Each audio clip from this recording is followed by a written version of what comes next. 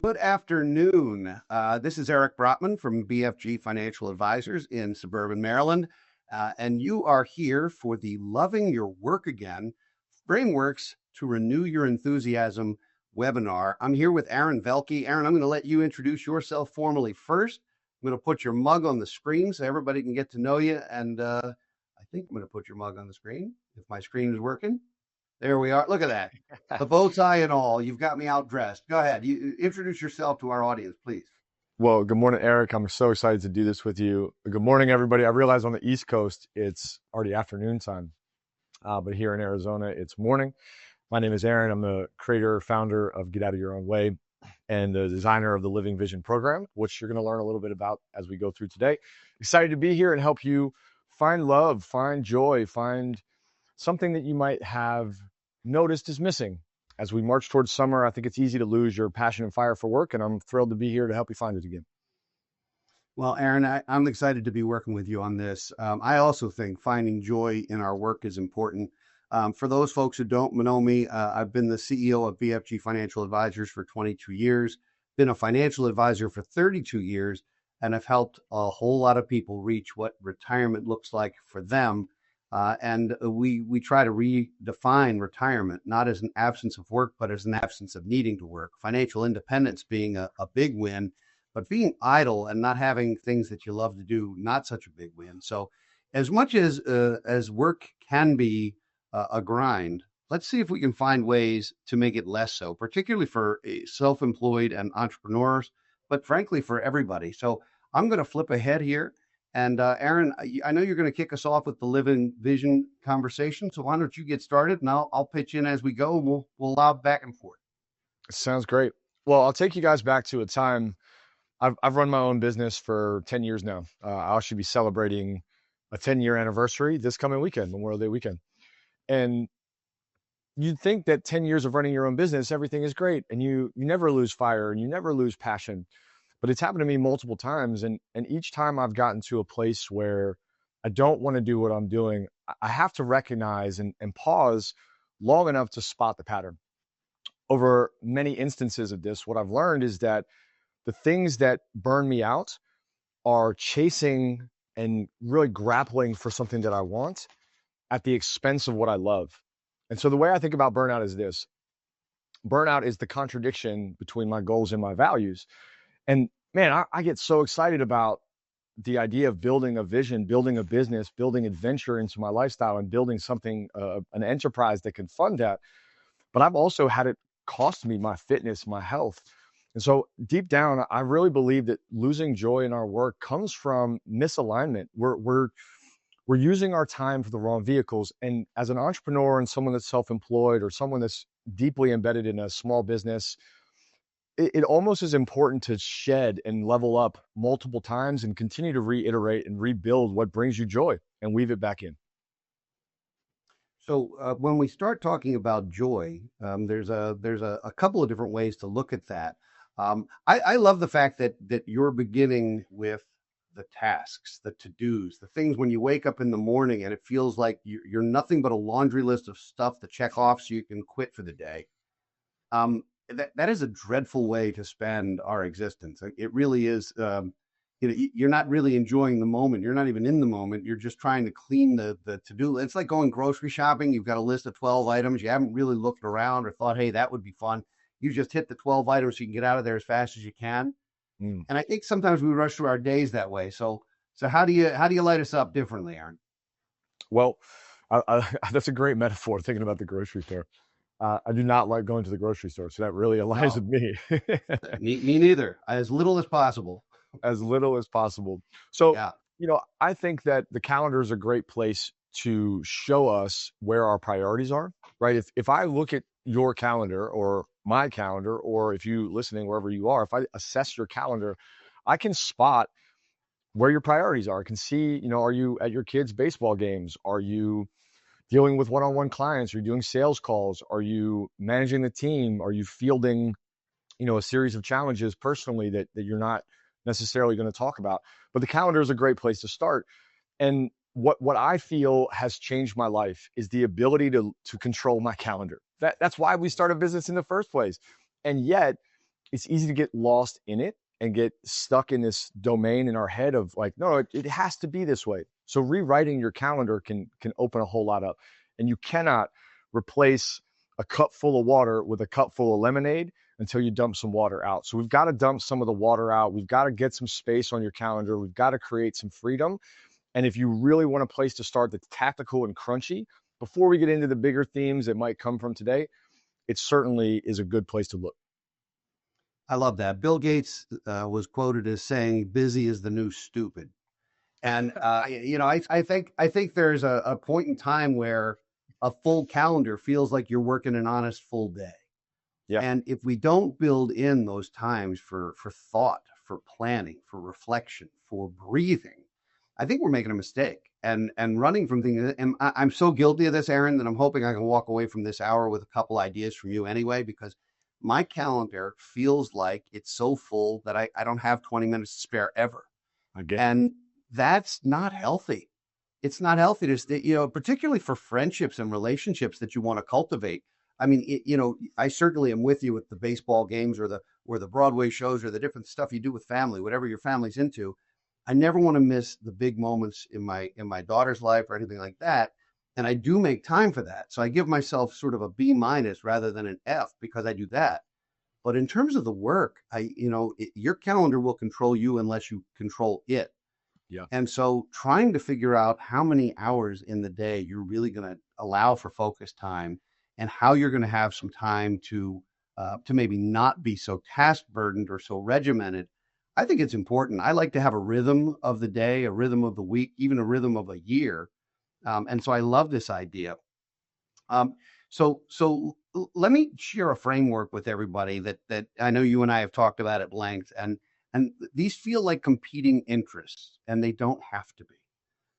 And that's something I refer to as the joy money matrix. For entrepreneurs, sometimes it's the joy revenue matrix. We could even call it the joy success matrix. But at the end of the day, it is the simplest way to try and figure out, number one, how you're spending your time. And number two, how maybe you should be spending your time or how you should think about your calendar. So joy and money, let's put them on an axis.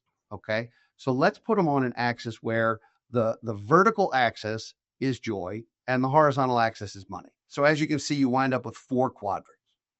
The top right here are things that make you really happy, that you love to do, that also make you money. They make you more successful financially or professionally.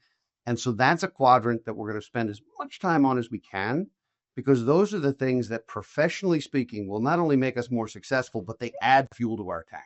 They're not draining us from energy. That top left quadrant is where things are creating a lot of joy for us, but don't make us money. And that could be your kid's soccer game. It could be volunteering for the local food bank. It could be spending time with friends and family. It could be any number of things. But professionally speaking, there are also some things that we do. It might be pro bono work, things that we do that don't necessarily make us money or more successful, but that we love to do. And we want to carve out time for that. I don't think we should give up things that make us happy or make us joyful just because they're not profitable. Now, if we spent all of our time there, we'd be a very happy, very poor human. So you want to make sure that you spend some time on the other quadrant as well. But if it adds to your positive energy and it adds to the way you're feeling about it, then I think it's okay. And it's not only okay, I think it's wise to carve out time for that. Now, before I move on, any thoughts, Aaron, around the top half of that matrix and where you would put certain things that you're doing already? I think the way you described it is beautiful. This is you and me coming together to do something that we find joy in, and whether it generates revenue or not, it's something that we're here to do. So I think we're living in that, and I can appreciate that. And also, it's important that we find our joy and money top right quadrant. How do you nudge people to not feel guilty about something that does well financially and is a lot of joyful? Because I think there can be guilt around like, hey, this is amazing. How do I stay here? Well, there can be. And unfortunately, not enough people have an abundance mentality. If you have a scarcity mentality, it feels like every hour you spend not working is a wasted hour. That's tragic. I know too many attorneys and folks who bill hourly who, if they don't work for an hour, they go to lunch with their spouse or they take a short day to go to the gym or whatever it is. they feel like they've wasted an opportunity to make money. So they actually have Right. this awful, awful relationship with time and with calendaring and with money. And if you have an abundance mentality, and if you're spending enough time and you're making the kind of living you want to make, there's absolutely no reason why you shouldn't be spending some time doing things that you love to do, that make you happy, that aren't adding to your bank account. There is more to life than just that. In fact, I heard it said once that he who dies with the most toys still dies. And so, and sometimes you don't even play with them. I mean, how many cars can you drive, right? Yeah. So let's go to the bottom half of this. Let's talk about where there's not a lot of joy. This is the stuff that drains your tank. And if you're an entrepreneur, a business owner, particularly if you have employees or an assistant or somebody working with you, that bottom right quadrant is so, so important because these are the things that help make you or your business more financially successful, but you don't enjoy doing. And there's plenty of them. So this low joy, high money area is an area for delegation. If you can find somebody in your organization who loves to do the stuff you don't love to do, then you've just put them in the top right quadrant and gotten stuff for you out of the bottom half of the matrix. So, for example, I really love meeting with clients. I really love having conversations and strategy and talking about financial planning. I don't love pouring over financial statements.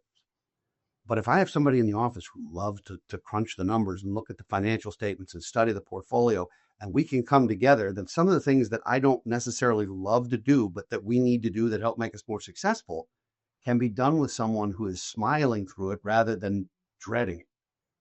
So this is the delegate bucket, right? But there's still a fourth quadrant. And by the way, if anybody has questions along the way, please interrupt us.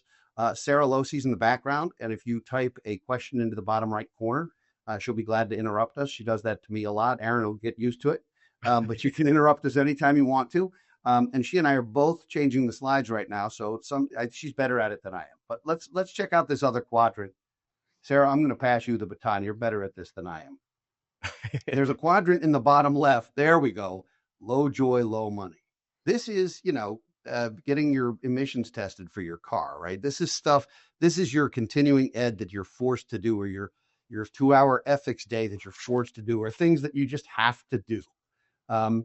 And they're things that really you can't delegate very easily. All right. So what we want to do with this quadrant is minimize it. Find ways to spend as little time here as possible. And if we must spend time here, at least don't stack those activities. So you talk about your calendar. If your calendar, you've got an hour of this week or 2 hours of this week, don't back it all up on the same day and let your day start that way. It'll be just a dreadful way to start the day. Put it in a spot where you can almost just say, look, I'm going to grin and bear it for an hour, but then I'm getting back to something I can't wait to do. And so these are things that you're not going to delegate necessarily because they don't make you money. Nobody else wants to do them either, potentially. How do we get rid of these things? So in all the four quadrants, and I'm gonna try and jump ahead here. We're doing a great job. Come on, Sarah, help me out. All right. Well, we'll come back to the quadrants. 4 quadrants, top right. There you go. High joy, high money. Spend as much time there as you can at work. This is not a matrix for your personal life. This is really designed to be for a work environment because we don't measure our personal life necessarily by money or success. Professionally speaking, the more time you spend at the top right, the better off you are. The more time you spend at the top left, that's fine as long as you have that abundance. Bottom right, you should delegate. Bottom left, you should minimize. And so what I would encourage everyone to do, and we'll talk about this in a little bit today, is to take the time to list out all the things you do at work, all the things you do professionally, and find where they sit. I will tell you that I did this for myself. I now do it for lots of consulting clients, and it changed my world. I was able to find people to take some stuff off my plate. It solved Aaron's suggestion around the calendar and my suggestion around low joy activities at the same time. So that's why I think we're kindred spirits, sir. So we're going to talk a little bit about self-care. I'm going to let Sarah jump ahead in the slideshow. And as we get to self-care, let's talk about that. This is important time. Maybe this is high joy, low revenue, or maybe it leads to revenue in the long run. That's a really cool way to think about it. Well, one, I really think that matrix has a lot more power than you or I might know here and now. I would encourage everyone listening to draw that on a piece of paper and put it next to your desk, put it next to where you work. And as you do something, just jot it down in that box. Make it I have a hard time at the end of the day thinking about what I had for lunch, right? But by that point, I'm like, did I have lunch? And getting to Yeah. the place where you can say, okay, I'm on a call with the client. Where would I put that? And I need to answer this email. How does that feel? Might make it feel less taxing to really write those out. But Eric's got a great framework here to help you find and discover what's really meant for you and what's aligned. I think what that box will also help you identify are things that have got to go. And once you start creating space, then we can talk about what goes into space. So a little context on this. I've been working with CEOs for better part of 6 years, really intentionally for about 3 years. Our programs are about 3 years old, where we work with really successful entrepreneurs to rebuild their life and rebuild their adventure, rebuild their calendar and their business. We use vision as a roadmap strategically to change everything. And in that, I've noticed a couple patterns. These were my patterns too, that when we get overloaded by business, we start to burn out. And when we're rebuilding a calendar, there's sort of an important structure. You guys have probably seen the YouTube video where the teacher's at the front and he has like a mason jar and he's like, hey, what goes in first? So we put in these these giant golf balls or the ping pong balls I think he has and said, all right, well, what goes first? What I'd like to argue is that these 4 categories that I'm going to walk you through go first on your calendar. Self-care time is ideally the first thing on your calendar. And if you're like me, a reformed people pleaser, if you're a CEO with a large company or you take care of clients, it can feel really selfish to put you first. But if you are the captain of the ship, it's incredibly important that self-care time is there for you. And self-care time can mean a lot of things. For me, it's playing soccer, it's hitting the gym, it's going for a run. It might be reading and journaling and reflecting. Eric, do you feel dialed in with what your self-care time looks like? I'm better at it now than I was 10 or 20 years ago. I mean, I think some of this came with age and wisdom. I try to not only get the right kind of exercise, but I also try to get the right kind of mind time. And I love that you put body, mind, and spirit. I like to meditate a couple times a week. I like to work out a couple times a week. I like to get a massage almost every week if I'm in town, and that becomes part of. It's almost like getting the oil change before you hit the road again. And those kinds of things, I don't ever feel guilty about them because I feel like if it allows me to present as my best self when I come out of that or when I get to the next thing that I'm doing, it's going to make me instantly more effective and exponentially so. So no, I don't feel badly about it. I will tell you that I had to put workouts on my calendar where it didn't happen. And that means for me, I don't know about you, but for me, it means having a trainer. It means having an appointment because if I don't, I will allow myself to let other things creep in. And suddenly I'm like, I've only got 43 more emails to answer. I'll do that instead. That's not a good thing. So yes, I'm aware of self-care time. I try to take it seriously. When I started this company, I went 9 years without a week off. So I know what it's like not to do that. I'm never doing that again. Yeah. Yeah, it's such a beautiful statement to say, hey, I know what my self-care routine is. If you're listening and you're not clear on what that is, happy to help you spend a little time on that and just think about it. What I want you to think about is what would you do if you had 12, 20, 30 days where you didn't have to work? Because the first 6 days of taking a vacation for most of us, we're just like a lump trying to recover and rest. But self-care is bigger than that. I was a D1 athlete and I think what I learned in college and what I learned in the pursuit of athletics was that you rested after the game. I brought that into entrepreneurship. Eric, I'm sure you were this way for the first 9 years, it sounds like, where you like earn your rest. And now what I've learned, even to think about athletics, is that rest is preparatory. Rest is part of the process of being able to bring your best every day. So self-care time is something that belongs on your calendar. I love that function. And if you're accountable to it, then do it on your own. If you're not accountable to it, then you might need to hire somebody. You might need a trainer. You might need somebody to say like, hey, this is your time. It's for you. Otherwise, why did we start a business, right? Why did we work so hard to navigate this space, taking on additional responsibility if we don't get this in our box? All right. Absolutely. Let's talk about the next thing. So if we get these big marbles in, this is incredibly important for leadership, for CEOs. Eric, I can't wait to hear your take on this. But it's critical that on your calendar is thinking time. You can label it what you want. If you think best on a walk, on a bike, if you think best at a cafe, on an aircraft, it doesn't matter where or how. It's important that you're thinking. And I know what you're thinking. I don't have time to think. Here's a very harsh reality for most of us in the world of business. If you are not thinking, you are not leading. If you're not leading, then you're reacting. And if you're reacting, there's this cascade down to where you're not going to be growing. Things can grow or decay in nature. And I think that if we're not able to think, to process, to dream, to evolve what we're working towards, we end up being incredibly reactive. And I think that the major change in my life has come from putting boundaries up on my calendar to say, you know what, Aaron, you're going to stop. I want you to be strategic. I want you to reflect, and I want you to slow down. Man, it's painful to even think about slowing down, but it's been an asset for me. It is. It is. It's going to sound like a country song when I tell you this, but I think if you don't spend enough thinking time, you're going to wind up with drinking time, because it really will drive you down that road that you don't want to go. I will tell you that strategy for me is the most fun part of being a leader in an organization. So our executive council meetings, we meet twice a month, and they tend to be very strategic and not particularly tactical. We have other ways to do tactical things. If you're running an organization that has a board, your board does not need to be tactical. Your committees are tactical. Your employees are tactical.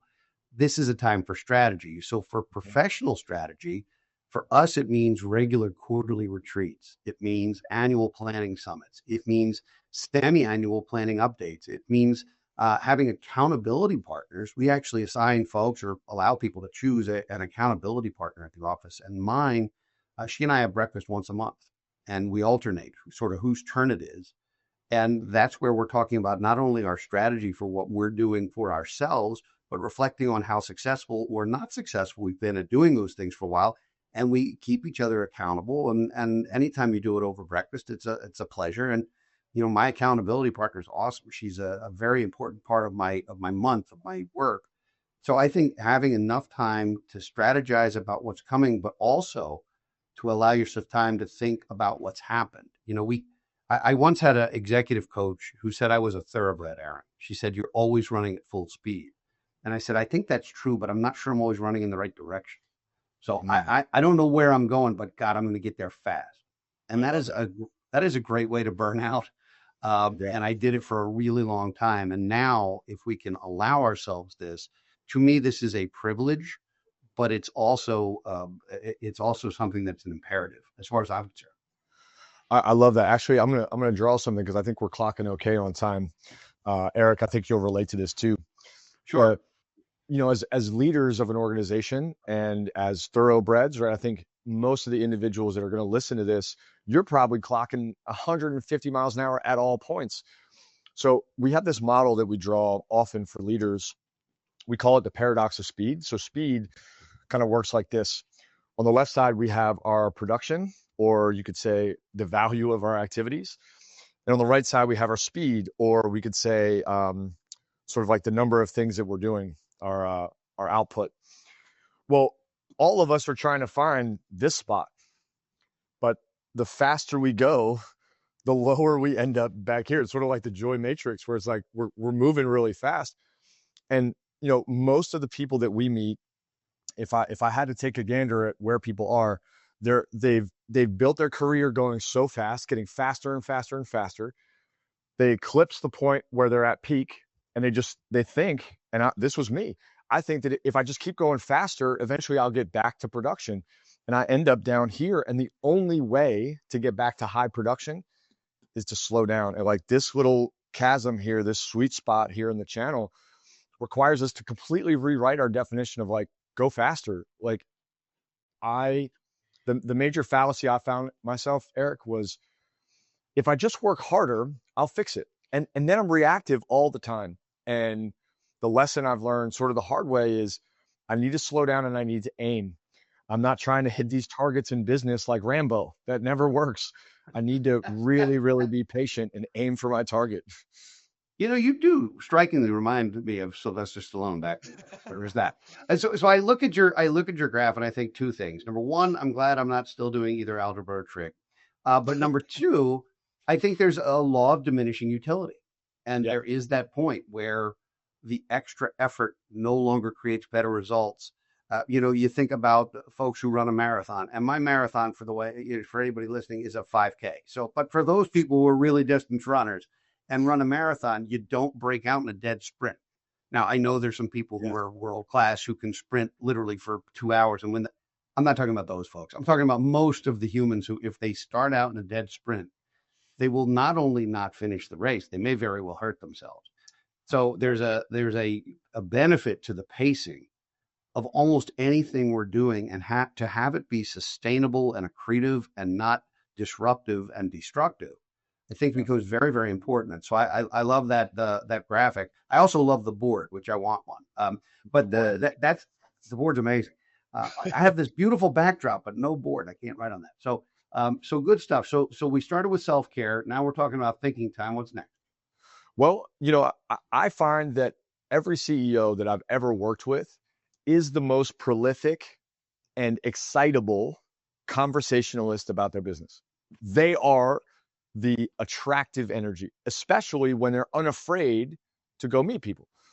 And networking time is just a batch way of saying, hey, you're a business owner. You have got to get out. You're the face of this thing. You do not have to be an extrovert, by the way. You can be incredibly introverted. You can be shy. You can have a fear of public speaking. We're not talking about you getting on stage to do a TED Talk.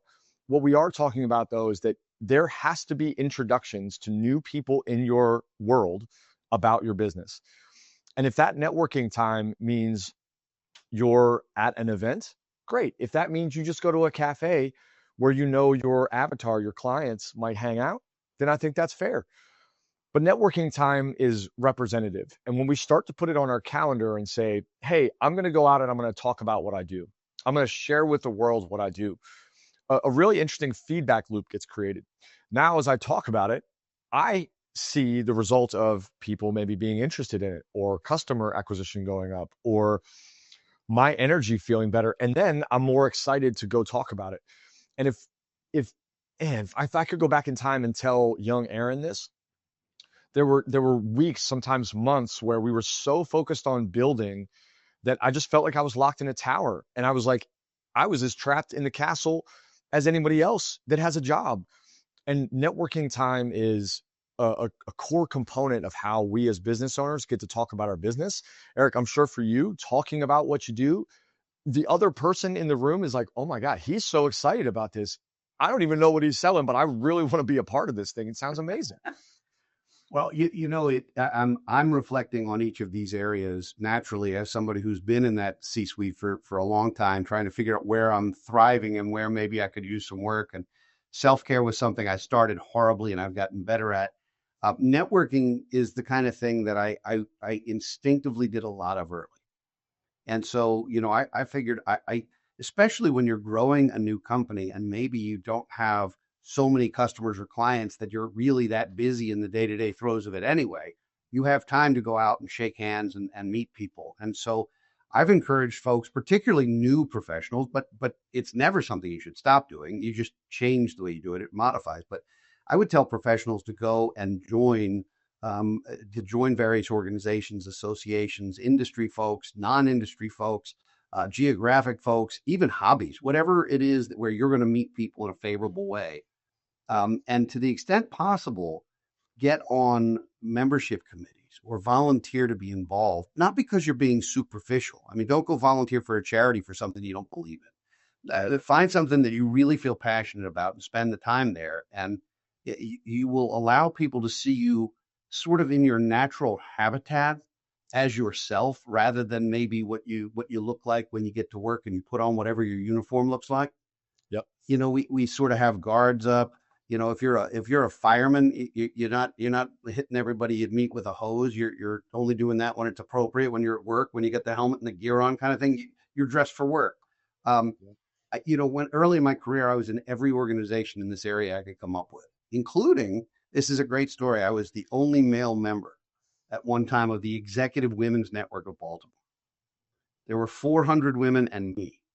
And Interesting. when I tell you, first of all, I didn't know you could join that. And I think some people were happier than others that I did. But nonetheless, I did become a member. I did get involved in a profound way. And it's a long story that I'll shorten to say people would recognize me. We'll go back to the grocery store. They'd recognize me in the grocery store. Hey, you're that guy. Yes, I am. I'm that guy. I developed a reputation for not only being involved, but for trying to make a difference in an organization in a meaningful and authentic way. This wasn't nonsense; it was authentic, Right. and it transformed the way I thought and the way I networked and the way I met people. And to this day, it has made our company better. And I just think if you're out there and you're networking and you're meeting people, that's a good thing. Now, you can overdo it. Some of the networking I've seen out there is so forced, and I don't want to. You never want to yuck somebody else's yum, as my preschooler used to say. But there's certain groups where it feels very cavalier, where you almost feel like you're waiting to talk instead of listening to other people. Hmm. And I think it's important to find whatever your tribe looks like. Find your avatar, you could call it. Find your people and just be yourself. Be authentic and let people get to know you and you get to know them. You listen at least as much as you talk. And it's amazing how relationships will build over time, and then be a connector. See the word growth and connection on our screen. I think connection's the forgotten one. If you can be a connector of people, if you can, over the course of a month or a year or whatever, meet lots of different kinds of people, and you realize that person A would really benefit from getting to know person B and vice versa, and you can be the one to say, hey, you two ought to talk. It creates this unbelievable moment where you're helping other people with nothing to gain. You're not trying to weasel your way into something. You're just being authentic and legitimate about helping other people. And when you do that, people will also be thinking of you. And to me, that's why networking time is so important. There's a mathematical law. I believe it's called Metcalfe's law, and it basically implies that the value of a node system is the number of nodes. So the more people you have, the more that you can draw connections, the better off you are, right? The better the value of the system. And Eric, I really love the idea of like connection right now. We are, in my opinion, we are at a precipice of shifting into need for more connection. And I think the value of connecting is going to go up as we move into an AI driven world where automations and the lens of have it done for you is going to go up and up and up. We're going to move towards simplicity on activating, and then connecting as a value for person to person, peer to peer. And as a business owner, I would recommend that each of you have 1 to 2 hours a week that are dedicated to this kind of networking time. And I'll give you like 2 quick ideas on this. One, networking time doesn't have to be a networking event. It can just be a place where you are in more people. You can dovetail it with your self-care time. If you like to it doesn't matter what you like. You like playing Pokemon cards. Cool, go do it. If you like rock climbing, go do it. But make it intentional where you're not hiding and you're able to connect with people and say, hey, I'd like to learn what you're doing. Maybe you get coffee one-on-one. It doesn't matter how many people you're connecting with, but get connected. If you are more introverted and networking time feels incongruent, or if it feels like forced, then what I would highly recommend is that you do this with someone else and you allow someone that is maybe a bit more networked already, and you piggyback on them and you say, hey, can I come with you to this event, right? Can I come with you here? So that you're out and about. You got to talk about your business. That's just the bottom line. If you don't talk about it, I promise you, nobody else will. So we talked about networking. I think we can't talk about networking without at least addressing social networking, social media, because there are so many tools out there. You mentioned AI. There's so many tools out there that can take the place of the handshake and the personal conversation, and it really can't take the place of that. However, you also mentioned Metcalfe's law, and I don't know for sure that Metcalf is the right name. I've never heard that, but I'm going to take your word for it. Here's what I know, Mr. Metcalf or Miss Metcalf, whoever you are, you get credit for this. Um, The idea that the number of nodes matters, I think, also looks like the graph behind you. I Mm, think there's also a garbage in and garbage out. So I was on love that. LinkedIn about 2 years ago. I was on LinkedIn and I noticed that I had close to 8,000 connections. And I am quite certain that I don't know 8,000 people, certainly not well enough to exchange a message with them. So I went through and I did what I referred to as pruning the bonsai. Nice. When I did that, I wound up deleting over 5,000 connections. Wow. And I got down to a number of nodes where everyone on my LinkedIn page is someone I would send a message to or say hello to or want to network with if I was in town or whatever it is. And the process of doing that cleaned it up so that all the nodes were active. Imagine putting more lights than you need on a Christmas tree, but having some of the strands not lit. Lights that aren't lit aren't helping the node system. So, Goodness. getting down to a number where it's manageable, where you actually know the people, and when you can literally say to someone, Aaron, go ahead, check out my LinkedIn. And if there are a couple people you want to meet, I'll be glad to introduce you. Knowing that I know you well enough and I know them well enough to actually do that, it becomes useful. Yeah. Otherwise, it's just a name. I mean, it was a long process. I mean, it was a gradual thing. It took a year, but Wow. now my LinkedIn is a useful tool. I So love that. yeah, You know, man, we live in a world of like vanity metrics, and I do think there is a reiteration of this for many of us business owners where value is more than quantity. oh So yeah, I really love the idea of shifting that target and taking the time to do it. I probably need to do something similar. I don't know how many connections I have across all the platforms, but I guarantee you, I don't know half of them. Like that would be an optimistic number to know half of them. all right. So what all our viewers should now do is see if you're connected to Aaron on LinkedIn today, and see if you're connected to Aaron in 6 months on LinkedIn. And if you're not, he doesn't know you. I'm more or less kidding. Can you hear me? Okay, I'm seeing some problems here. I think something happened to Sarah's system, so we've lost our slideshow, but that's okay. You and I are pros. We can do this.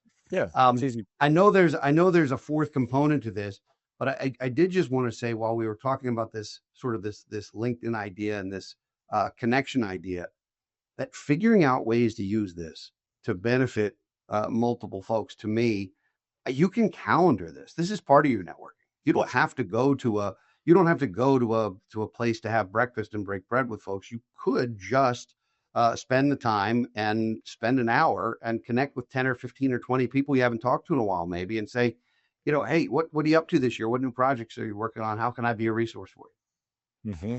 And if you have a legitimate relationship with people, they're going to tell you, oh God, I'm working on this new project, or I've got this new client in Barcelona, or whatever it is, right? And suddenly you're in a conversation you might not have been just by taking that time. Yeah. There's so much value in networking, and I recognize that networking has this like really gross feel for a lot of people, and I understand why. I don't like to label it that, but we all understand what that means. Maybe you call it connection time. Maybe that's what goes in Yeah. your calendar. Hey, this is growth mode. Whatever that sequence looks like, I think it's really important that we get out and talk. And if you're stuck not talking about your business, I bet one of our tools will be able to help you. But it is important that every business owner can get active and get vocal with what they're doing. Well, I know we have a couple additional slides that unfortunately we don't have access to right now, including a couple of QR codes for some resources. Why don't we talk about them now in case we lose connectivity, Aaron? Because I'm a little concerned about that, and it might make us cut this short. We'll do it again because, frankly, I would love to have a more in-depth conversation with you anytime. But what are some of the tools that folks can get from you, and what's the best way for folks to get in touch with you if they'd like? Yeah, the tool that we've got is a framework that we've used with companies all across the country. We've done this with Fortune 500 companies. We've done it with small mom and pop shops, teams of 8, 12, 20, 30, 50. What I see as a struggle for most leaders is being focused. So the tool is called Developing Focus, and it's a framework that Mhm. will guide you through sort of like your joy matrix, an XY axis to label Yeah. activities, to label what needs to be done. In the tool, we also have a video with instructions so that you really understand how to use it. The objective is twofold. One, you've got to understand what needs to come off your plate. And Yeah. while that is often pretty easy for us to identify because we know our pains, it also will help you identify where to put the time and what to be focused on.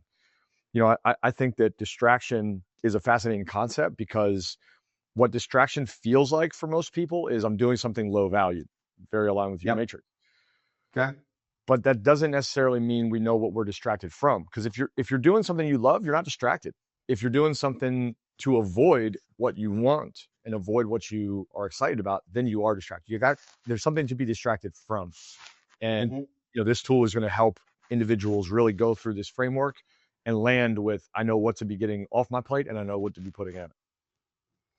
Well, We're it, back. it does look like we're back. I hope, Sarah, you're okay and your computer wasn't hit by lightning somewhere. I don't think I can advance the slides, but if you would, that would be extremely helpful. Yeah, let's There we pop go. Here's number number 4. Let's one. do it. Yeah. So key people is bundled into a kind of like networking, a variety of different things all at once. First, your key people might be your business team, and it might be a leader one-on-one. It might be a team in a group setting, but it does belong on your calendar that you have time dedicated to leading and connecting with and nurturing the key people. And this is beyond business. It might be like date night. It might be one-on-one time with your kid. It might be one of your vendors that you have a really long-standing relationship with that you're all in on. But what I find is that our key people get the remains. And as we kind of drew this out with the mason jar, we're trying to put these 4 time categories on our calendar first, so that no one can take it and steal it and rob what's most critical. So this is individuals where you might be learning. If you have a coach, if you have a mentor, it's a great place to lean in. It might be, again, the subcategories of your team where you are pouring in, you're asking questions, you're nurturing and leading from beneath rather than trying to micromanage from above. And then last but not least, your loved ones. And when you start to put this on your calendar, especially with all 4 of them, when you box it in, Yeah. A, you're going to have to say no to something, but your joy matrix will probably go up because you've picked Yeah. your top 4. And 2, you will probably show up better and be able to, again, like guide from underneath rather than micromanage from above. So this one's one of my favorites. When I think about key people, I think about stakeholders. Nice. And I believe in a very big tent. I like to hear from a lot of different people, particularly the fact that it's amazing how many people will offer to help you if you ask them, and really help you profoundly if you're sincere. So again, starting my career, we talked a little bit about some of the things that got done from a networking perspective, but some of the stakeholder groups that I've been a part of in my career have really made a huge difference. And I'm now teaching our younger advisors how to do this. So, for example, one of our stakeholder groups was a study group. It was a group of 7 financial advisors who, by any means, would be a competitor, although I don't see it that way. Again, I think it's an abundance mentality, but where you actually get together with 7 folks or plus or minus from different firms, and you get very transparent with how things are going and how you're doing, and you build a relationship over time, and they will tell you some things you need to hear. It is it's like if you're a writer, and I know you do lots of writing. If you're a writer, you can't edit your own work. You have to have someone else edit it because your brain is seeing what you meant to say, not what you wrote. So Yeah. um, so you can't edit your own work. So having those other advisors and then being able to share your own financial plan, at least in our industry, with 6 other people who do that for a living was telling, and really helpful. So that's one stakeholder group. It's people who are in your industry. Another stakeholder group was, I'm very sad that I didn't trademark this, but I called it a mastermind. It was 1995. So literally 30 years ago, I started a group of young professionals in every different industry and said, let's get together. It was an executive dialogue. Let's get together and let's teach each other and let's start to build relationships with each other. Because I was always jealous of the folks who could say, oh, I've been working with this person for 20 years. Well, I couldn't fake that. I've been in business for 2 years. So I had to find those folks. And so we started educating each other. We started introducing each other. This group met monthly for 15 years. And now none of us are young professionals anymore, at least by definition. So now we just get together for dinner a couple times a year and we're best friends. But early in your career, finding those folks who can answer questions for you. If you're as a financial advisor, it meant having somebody who was a lawyer, somebody who was an accountant and real estate and insurance and banking and different things where how does this all work together? How do we get to know each other? So that was a stakeholder group. And the third, and I think every business ought to consider this, not just for financial advisors, but it's an advisory board. Having an advisory board is not the same as having a board of directors. These aren't people who are hiring and firing the C-suite. Having an advisory board is finding people. For me, the number is somewhere around 15 folks who, many of whom, if not all of whom, are clients or customers of your company, who are willing to give up 1 or 2 nights of their year to have a meeting and really tell you what you're doing well. And I don't mean a survey. We all get surveyed to death. You can't even check out a website without, how did we do today? Like every time I pay my credit card bill, how did we do? I'm like, oh, it was lovely. Get off my screen. Like, why is that a survey? So I'm not talking about a survey. I'm talking about legitimate conversations where you build a true agenda and say, these are the things we're working on. What are we doing well? Where can we improve? These are things we're thinking of. How do you feel about that? Or where are our blind spots? Because I have no idea, despite the fact I do my best, I have no idea what it feels like to be a client of this firm.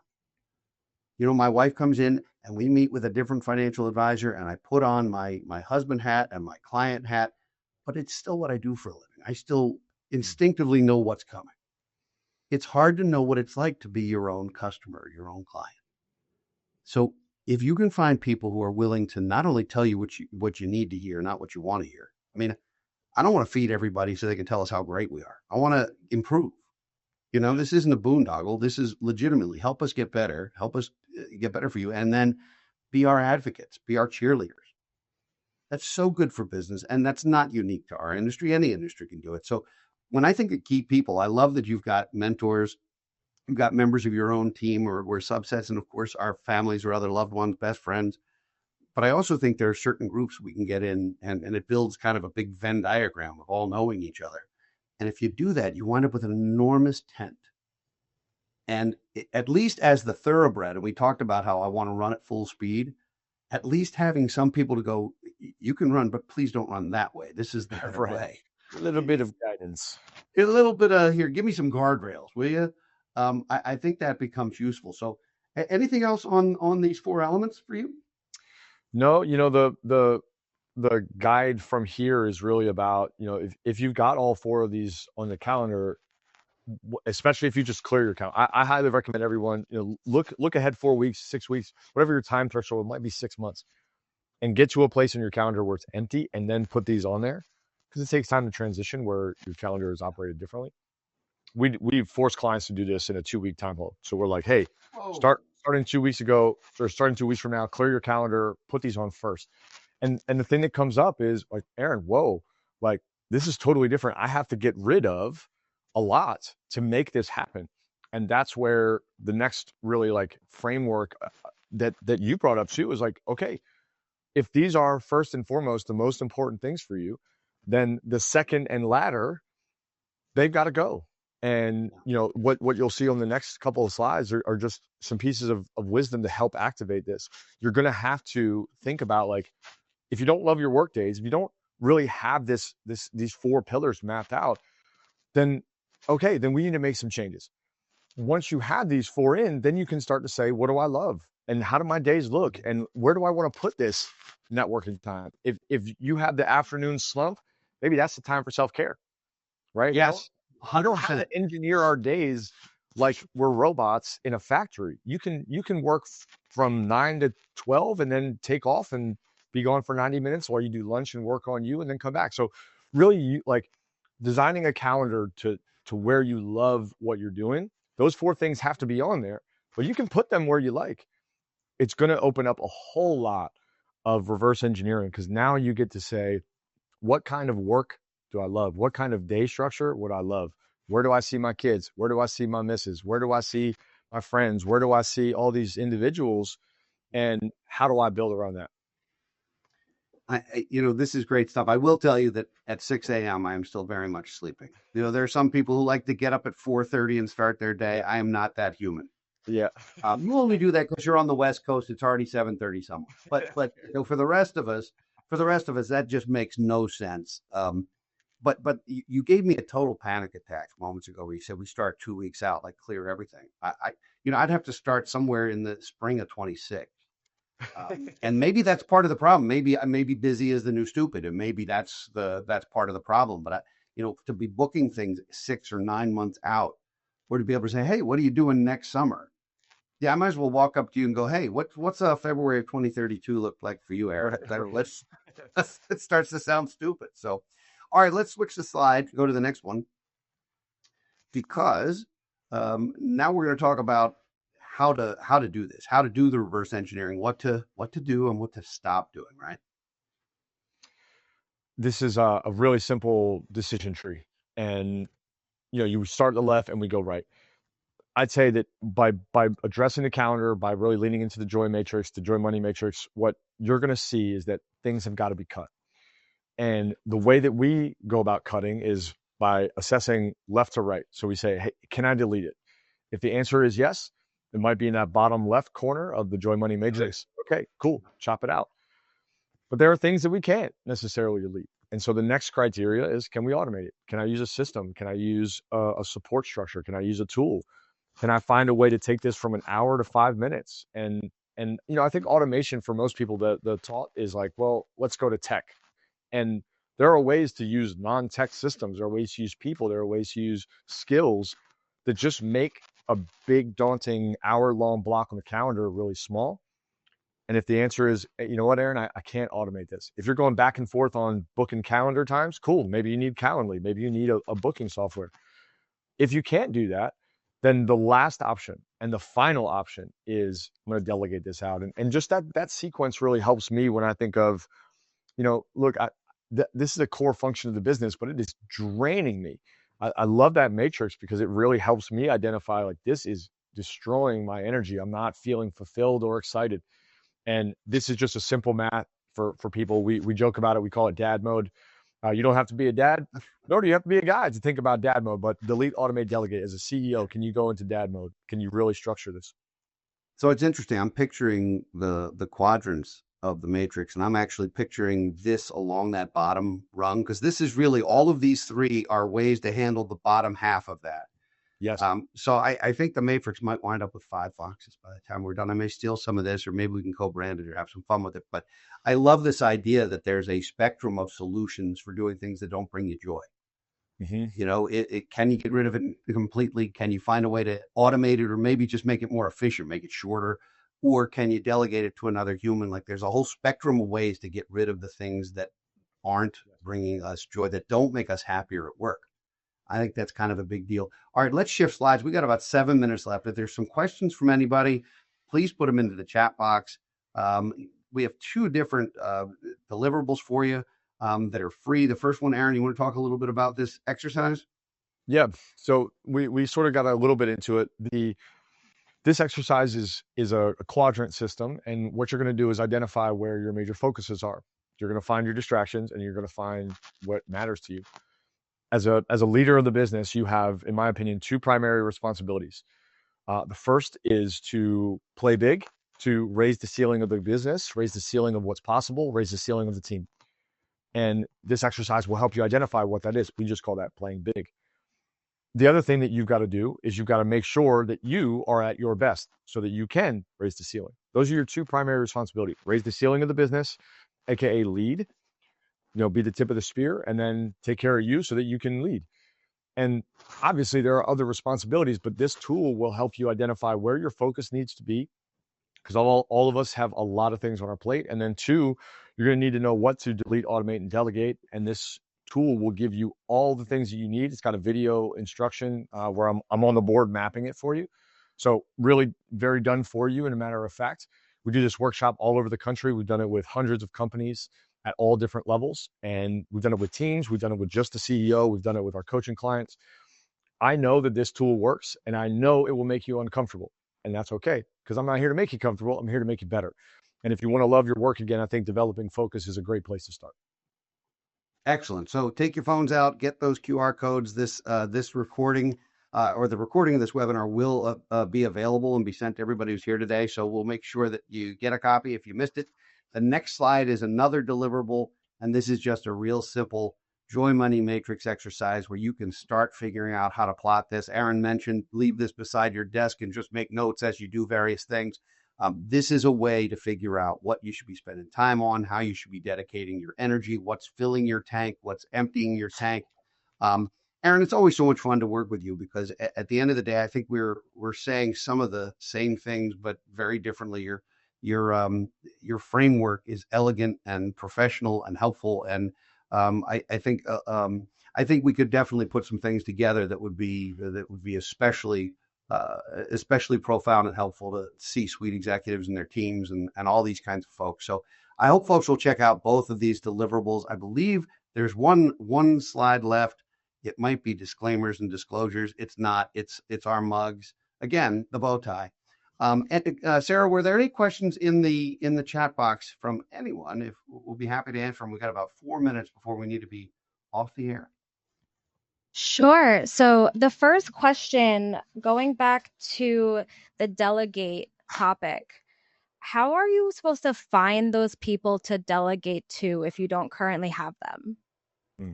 Great question. That's a great question, and it's a totally different webinar. If you already have folks in your organization, figure out where their joy matrix is, and if they're not business owners, the money may not be the same driver for them. So if you've got employees, you may just want to say how happy on a scale of 1 to 10 or 1 to 5, how much joy do these activities bring you? And if you can find things that they really love to do that you're trying to get rid of, you can delegate internally. If you're looking to hire, that's a whole nother thing. And there's lots of tools out there. And I know, Aaron, you've probably got a couple, but finding people who aren't exactly like you is already a win. You know, if I had a mini me or an army of mini me's in this office, we'd be a disaster because you really do need different skill sets, different interests, different levels of enjoyment for things. So I would start with your existing team and maybe a brief exercise about figuring out of the things you want to get rid of, who's good at them and likes to do them. And then if you're going to start hiring, make sure you're looking for folks who fill in your hole. They're not exactly the same people as you. So that's what I would say. Aaron, what do you think?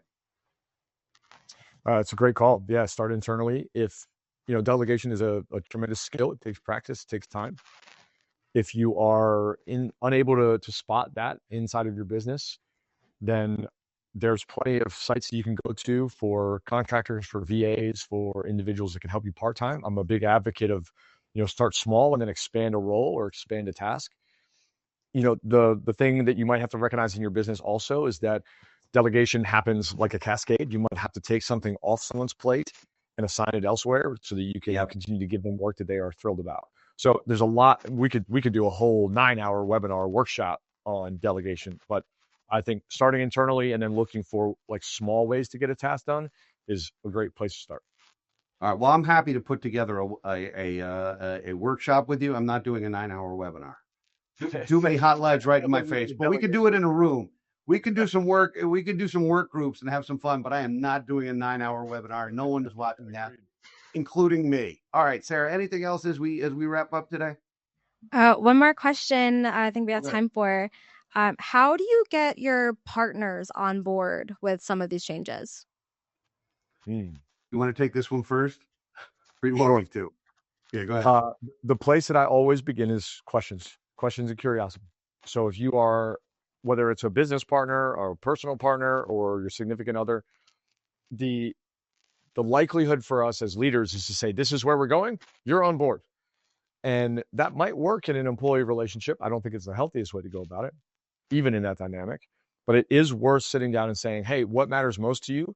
How do we align? How can I make sure you get what you want? And my professional experience has taught me that if everyone on your team is working towards their vision, towards what they want out of life, you as a business owner will get everything you want out of life.